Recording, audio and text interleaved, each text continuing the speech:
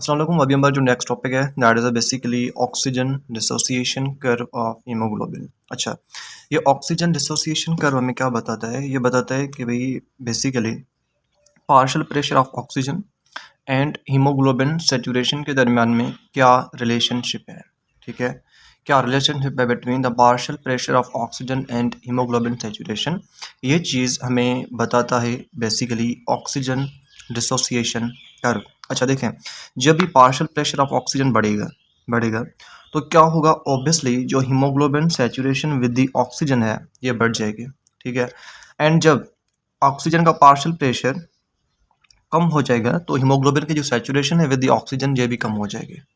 ठीक है, so this is a relationship between partial pressure of oxygen and haemoglobin saturation with it. ठीक है, so the oxygen dissociation curve shows the relationship between partial pressure of oxygen and percentage saturation of hemoglobin with the oxygen, जिसे oxy haemoglobin की formation होती है। And simply it tells how easily the hemoglobin picks up the oxygen in the lungs and releases it in the tissues। ठीक है, अब हम बात करते हैं about the shape of the curve which is very important. ठीक है, याद रखना है कि मैंने आपको ये चीज़ लास्ट लेक्चर में बताई थी कि जो इसकी जो शेप है that is a S shaped और sometime we can say that is a sigmoid. ठीक है, the shape of oxygen dissociation curve of haemoglobin is basically the S shaped और सिग्मोइड। ठीक है, इट मीन्स दैट कि जो oxygen की haemoglobin के साथ बाइंडिंग है ना that is not linear but it is a cooperative binding. मैंने आपको लास्ट वीडियो में समझाई थी। देखें, होता क्या है कि एक जो हीमोग्लोबिन है it can bind with 4 oxygen molecules, 4 oxygen molecules के साथ ये बाइंड कर सकती है बिकॉज इसके पास 4 हीम ग्रुप्स होते हैं। ठीक है, अच्छा होता क्या है कि जो नॉर्मली हीमोग्लोबिन है ना हमारी वो बेसिकली होती है टी फॉर्म में। टी फॉर्म मीन्स के tense form, and tense form में जो हीमोग्लोबिन होती है it is not bounded with oxygen. ठीक है, अच्छा एंड इस स्टेट में जो हीमोग्लोबिन की ऑक्सीजन बाइंडिंग अफिनिटी है ये भी कम होती है। ठीक है, अच्छा जब इस हीमोग्लोबिन के साथ पहला कोई ऑक्सीजन मॉलिक्यूल बाइंड करता है ना तो होता क्या है, पहला मॉलिक्यूल का हीमोग्लोबिन के साथ बाइंड करना this is little bit difficult. ठीक है, बिकॉज जो हमारा हीमोग्लोबिन है that is in tense form. अच्छा, फिर जब पहला मॉलिक्यूल बाइंड कर देता है, जब पहला मॉलिक्यूल बाइंड कर देता है तो होता क्या है कि हीमोग्लोबिन के अंदर कन्फर्मेशन चेंज आती है। उस कन्फर्मेशन चेंज से क्या होता है कि जो हमारा हीमोग्लोबिन है वो टी फॉर्म से निकल के आ जाता है आर फॉर्म के अंदर। आर फॉर्म के अंदर जिसको हम क्या बोलते हैं, रिलैक्स्ड फॉर्म। ये चीज़ मैंने आपको लास्ट लेक्चर में बताई थी। अच्छा, जब हीमोग्लोबिन आर फॉर्म में आ गया due to binding of first oxygen molecule तो इससे ये होगा कि जो रिमेनिंग 3 ऑक्सीजन मॉलिक्यूल्स है इनकी बाइंडिंग विद द हीमोग्लोबिन आसान हो जाएगी, आसान हो जाएगी। This is known as cooperative binding of oxygen with the haemoglobin.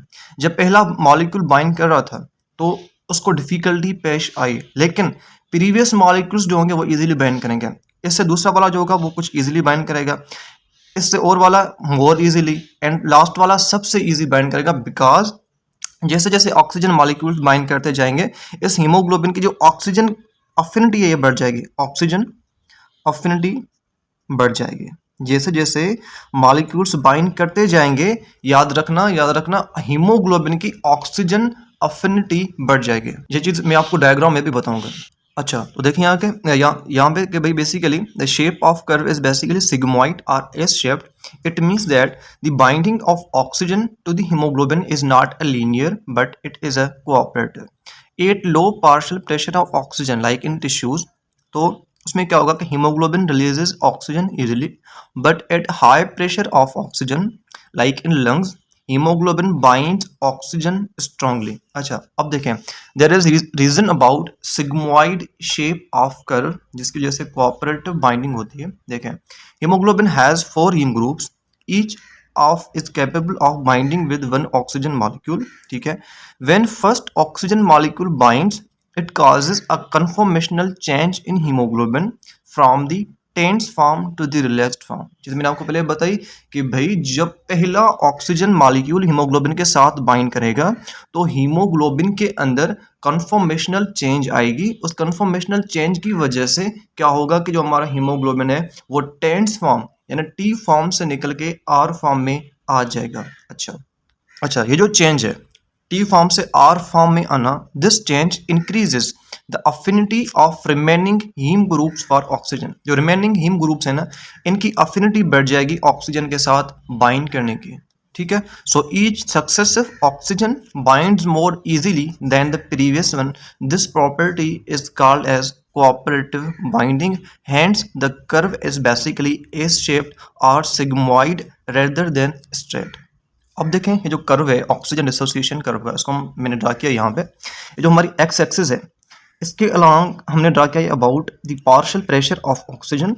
ठीक है, एंड जो हमारी वाई एक्सिस है, इसके अलॉन्ग हमने ड्रा किया हीमोग्लोबिन ऑक्सीजन सैचुरेशन, जिसको हम इस तरह से भी बोल सकते हैं indirectly oxygen affinity of haem group और हीमोग्लोबिन। अच्छा, जैसे जैसे देखें एक चीज़ तो आपको सिंपली यही क्लियर हो रही है कि भाई जैसे पार्शियल प्रेशर ऑफ ऑक्सीजन बढ़ रहा है तो इससे जो ऑक्सीजन अफिनिटी ऑफ हीमोग्लोबिन है वो बढ़ रही है, या हीमोग्लोबिन ऑक्सीजन सैचुरेशन ये बढ़ रही है। ठीक है, एक तो डायरेक्ट रिलेशन नजर आ रहा है। दूसरी थिंग मैंने आपको बताया कि भाई जो हीमोग्लोबिन है it has 4 haem groups, that's why it binds with 4 oxygen molecules. पहले एक मॉलिक्यूल बाइंड करेगा, फिर दूसरा, फिर तीसरा, फिर चौथा, इस तरह से 4 ऑक्सीजन मॉलिक्यूल्स बाइंड कर रहे हैं। अच्छा, मैंने इनको इस तरह से क्यों ड्रा किया है, इसका रीजन ये है, देखें जब पहला मॉलिक्यूल बाइंड कर रहा था ना, इसकी अफिनिटी, इसकी बेसिकली नॉट इजीनेस, इसकी इजीनेस थोड़ी सी कम थी। क्यों इजीनेस कम थी? बिकॉज एट दिस स्टेज जो हीमोग्लोबिन थी ना, इसकी ऑक्सीजन अफिनिटी कम है।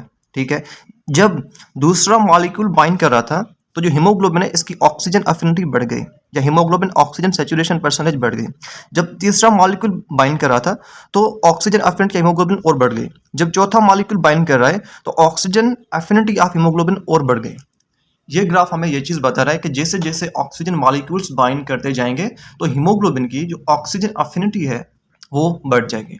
अच्छा, एक चीज़ और आपने याद रखनी है कि भाई जो कर्व है ऑक्सीजन डिसोसिएशन कर्व, इसके 3 पोर्शंस होते हैं। इसके 3 पोर्शंस होते हैं। जो उसका पहला पोर्शन होता है that is initial flat portion, that is a initial almost flat portion. जो उसका दूसरा पोर्शन होता है that is a middle steep portion. देखें यहाँ पे this is steeper, this is a steeper portion. And इसका जो थर्ड पोर्शन होता है that is a upper flat portion, this is a upper flat portion. So these are basically the 3 portions of basically oxygen dissociation curve of hemoglobin। इस state पे जो haemoglobin है इसकी oxygen affinity थोड़ी सी कम है, इस जगह पे बहुत ज़्यादा बढ़ गई, एंड इस स्टेट पे और ज़्यादा है। अब देखें phases of the curve, number 1 is basically initial flat portion, जो basically low partial pressure of oxygen वाली स्टेट पे। ठीक है, haemoglobin is in T state और टेंस फॉर्म। जो इनिशियल स्टेट है ना, इस पे हमारा जो हीमोग्लोबिन है that is in tense form. ठीक है, इसकी जो ऑक्सीजन अफिनिटी है वो कम है, जिसकी वजह से क्या होगा, जब ऑक्सीजन अफिनिटी कम होगी ना तो ऑक्सीजन की अनलोडिंग होगी टिश्यूज के अंदर। This thing is important to remember. जब हीमोग्लोबिन की ऑक्सीजन अफिनिटी कम होगी तो क्या होगा कि हीमोग्लोबिन से जो ऑक्सीजन है उसकी अनलोडिंग होगी, एंड अनलोडिंग ऑफ ऑक्सीजन किस जगह पे होती है, बेसिकली टिश्यूज वाली जगह पे होती है। उसके बाद देखें this is basically steep middle portion, small increase in partial pressure of oxygen causes a large increase in hemoglobin saturation। ठीक है, ऑक्सीजन का हमने थोड़ा सा पार्शियल प्रेशर इंक्रीज किया एक मॉलिक्यूल से दूसरे मॉलिक्यूल की तरफ, जो हीमोग्लोबिन की जो ऑक्सीजन सैचुरेशन है वो बहुत ज़्यादा रैपिडली बढ़ गई। That's why this portion is steeper. This reason represents efficient oxygen loading. ये रीजन हमें ये बता रहा है कि भाई एफिशिएंटली ऑक्सीजन की लोडिंग हो रही है विद हीमोग्लोबिन। अच्छा, उसके बाद देखें ये जो लास्ट पोर्शन है that is not a steeper, this is a little bit flatter. It means that कि हम यहाँ पे अगर पार्शियल प्रेशर ऑफ ऑक्सीजन बढ़ाएंगे ना तो हीमोग्लोबिन की जो सैचुरेशन है वो बढ़ेगी, बट इतनी ज़्यादा नहीं बढ़ेगी। दैट्स वाई अब ये जो यहाँ पे जो कर्व है that is not a more steep as compare to in that area. ठीक है, अच्छा, तो that's why the third portion is basically upper flat portion. इसमें क्या होगा कि high partial pressure of oxygen होगी, haemoglobin is almost fully saturated in lungs. इस स्टेट पे क्या होगा कि जो हमारी हीमोग्लोबिन है वो ऑलमोस्ट फुली सैचुरेटेड होगी, जिसकी वजह से क्या होगा कि further increase in partial pressure of oxygen causes little change in saturation of hemoglobin। So these are basically the 3 portions of oxygen dissociation curve। उसके बाद हम बात करते हैं about half saturation point, and half saturation point को हम P50 भी बोलते हैं। P50 it is also known as half saturation point. ठीक है, P50 या हाफ सेचुरेशन पॉइंट वो है एक ऐसा प्रेशर जिस प्रेशर के ऊपर जो हमारी हीमोग्लोबिन है वो बेसिकली 50% सेचुरेटेड हो। एक ऐसा प्रेशर जहाँ पे हमारी हीमोग्लोबिन 50% सेचुरेटेड हो, that pressure is known as P50 or half saturated point. So P50 is the partial pressure of oxygen at which hemoglobin is 50% saturated with the oxygen. ठीक है, सो P50 वो वाला प्रेशर है जिसके ऊपर जो हमारी हीमोग्लोबिन है that is a 50% saturated. And याद रखना अडल्ट में जो P50 है, P50 का ये हरगिज मतलब नहीं है कि 50 mm ऑफ Hg। ठीक है, P50 का ये हरगिज ये मतलब नहीं है कि भाई P50 50 mm ऑफ Hg होगा। 50 ये रिप्रेजेंट कराए हाफ सेचुरेशन ऑफ हीमोग्लोबिन। तो जो अडल्ट के अंदर P50 है that is about 26 mm of Hg। This thing is very important to remember for BCQ कि अडल्ट के अंदर जो P50 है that is about 26 mm of Hg। अच्छा, हायर P50 अगर ये P50 इससे बढ़ जाए, अगर सपोज करते हैं ये 36 mm ऑफ Hg हो गया, ठीक है, मीन्स के प्रेशर ज़्यादा हो गया एंड फिर जो है ना हाफ सेचुरेशन हो रही है। अगर P50 बढ़ गया तो इट मीन्स दैट कि हीमोग्लोबिन जो है ना उसकी ऑक्सीजन अफिनिटी कम है and curve is shifted to the right. ठीक है, एंड अगर जो प्रेशर है वो इससे भी कम हो गया, 26 से सपोज करते हैं 20 पे आ गया एंड 20 प्रेशर पे आके हीमोग्लोबिन 50% सेचुरेट हो रही है। ठीक है, अगर प्रेशर इससे कम हो गया मीन 20 पे आ गया एंड इस प्रेशर से कम प्रेशर के ऊपर भी हीमोग्लोबिन 50% सेचुरेट हो रही है, इट मीन्स दैट कि हीमोग्लोबिन की जो ऑक्सीजन अफिनिटी है ये बढ़ गई है एंड जब हीमोग्लोबिन की ऑक्सीजन अफिनिटी बढ़ जाए तो हमारा जो कर्व है that is shifted to the left. ठीक है, so these are two important points जो आपने लाजमी याद रखने हैं फॉर BCQ पर्पस। अगर P50 बढ़ जाए, अगर P50 बढ़ जाएगा इट मीन्स दैट कि जो हीमोग्लोबिन है उसकी ऑक्सीजन अफिनिटी वो कम हो जाएगी, वो कम हो जाएगी। जब ये ऑक्सीजन अफिनिटी कम हो जाएगी तो then the curve is shifted to the right and जब P50 कम हो जाए means oxygen affinity of haemoglobin वो बढ़ गई एंड जब ये बढ़ जाएगी then the curve is shifted to the left. These are two important points which you have to remember. Now we are discussing about the factors which are affecting the oxygen dissociation curve. बहुत सारे factors हैं जिसकी वजह से जो oxygen dissociation curve है वो shift होता है आइदर टुवर्ड्स द राइट और लेफ्ट। वो कौन कौन से फैक्टर्स हैं, now we are discussing that. अच्छा, पहले बात करते हैं कि भाई हमारा जो कर्व है वो राइट की तरफ कैसे शिफ्ट होगा। ठीक है, अच्छा पहले ये चीज़ मैं आपको कर्व में दिखाता हूँ। देखें ये हमारा कर्व है, ठीक है, अगर ये कर्व बेसिकली इस डायरेक्शन में चला जाए, इस डायरेक्शन के अंदर लाइक एस, मैं इसको हाईलाइट कर रहा हूँ, अगर ये हमारा कर्व इस डायरेक्शन में चला गया थोड़ा सा, मीन्स ये इस पोजीशन से इस पोजीशन पे आ गया, इट मीन्स दैट हम बोलेंगे कि हमारा कर्व जो है वो राइट चला गया, the curve is shifted to the right. But अगर हमारा कर्व बेसिकली इधर चला जाए थोड़ा सा, ठीक है, तो हम बोलेंगे कि our curve is shifted to the left. ठीक है, ये कर्व राइट की तरफ भी शिफ्ट हो सकता है, ये कर्व लेफ्ट की तरफ भी शिफ्ट हो सकता है। क्यों शिफ्ट होगा? Due to certain factors. अच्छा, तो अब राइट की तरफ शिफ्ट क्यों होगा? Because of decreased oxygen affinity of haemoglobin. ठीक है, जब ऑक्सीजन अफिनिटी डिक्रीज हो जाएगी हीमोग्लोबिन की, then oxygen is released to the tissues and it occurs when tissues needs more oxygen especially during exercise। अच्छा, शिफ्ट किन फैक्टर्स की वजह से हो सकता है टुवर्ड्स राइट? बिकॉज ऑफ अगर partial pressure of carbon dioxide बढ़ जाए, pH कम हो जाए, टेम्परेचर बढ़ जाए एंड 2,3 बायफॉस्फोग्लाइसरेट अगर ये RBCs के अंदर बढ़ जाए तो these factors insist the curve to shifting towards right. अच्छा, जब कर्व राइट की तरफ से शिफ्ट होगा तो क्या होगा कि haemoglobin give up oxygen more easily to the tissues. ठीक है, अब बात करते हैं about the shift to the left. अच्छा, लेफ्ट की तरफ शिफ्ट क्यों होगा? जब हीमोग्लोबिन की ऑक्सीजन अफिनिटी बढ़ जाएगी एंड ऑक्सीजन अफिनिटी कहाँ पे बढ़ती है? जहाँ पे ऑक्सीजन ज़्यादा हो, specially at the site of lungs and at that site oxygen demand कम होती है। ठीक है, एंड ऑक्सीजन की कंसंट्रेशन ज़्यादा होती है। ठीक है, सो लेफ्ट की तरफ शिफ्ट क्यों होगा? बिकॉज जब ऑक्सीजन अफिनिटी बढ़ जाएगी and it occurs when oxygen demand is less, क्योंकि लंग्स को ऑक्सीजन की डिमांड कम होती है ना, ठीक है, as compare to whole body.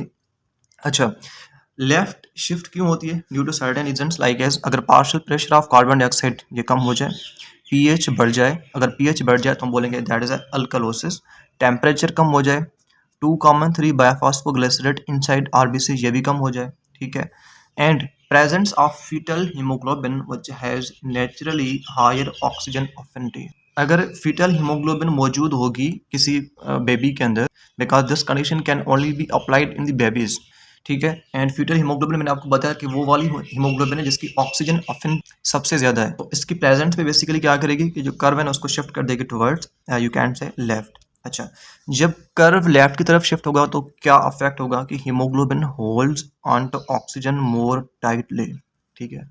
उसके बाद बोर इफेक्ट भी आता है। बोर इफेक्ट बेसिकली क्या एक्सप्लेन करता है कि भाई जो हीमोग्लोबिन की ऑक्सीजन अफिनिटी है, इस ऑक्सीजन अफिनिटी के ऊपर कार्बन डाइऑक्साइड एंड पीएच का क्या इफेक्ट होता है, that is basically you can say Bohr effect, ठीक है। बोर इफेक्ट ये चीज़ एक्सप्लेन करता है कि भाई कार्बन डाइऑक्साइड एंड पीएच का ऑक्सीजन अफिनिटी ऑफ हीमोग्लोबिन के ऊपर क्या इफेक्ट होता है, this is a Bohr effect, ठीक है।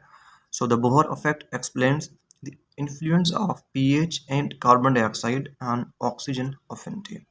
When CO2 concentration increases or pH decreases, then hemoglobin's affinity for oxygen decreases and promotes oxygen unloading in the tissue. This is a very simple thing, obviously you can understand, ठीक है। अच्छा, but in the lungs where CO2 is low and pH is high, then hemoglobin affinity for oxygen increases and promote oxygen uptake, ठीक है। In short we can से कि जब carbon dioxide की concentration बढ़ जाएगी at the site of tissues या pH कम हो जाएगी, then curve is shifted to the right and oxygen is delivered to the tissues. But जब कार्बन डाइऑक्साइड की कंसनट्रेशन कम हो जाएगी एंड पीएच बढ़ जाएगी, then curve is shifted to the left. This occurs at the site of lungs. Then more oxygen is picked up in the lungs.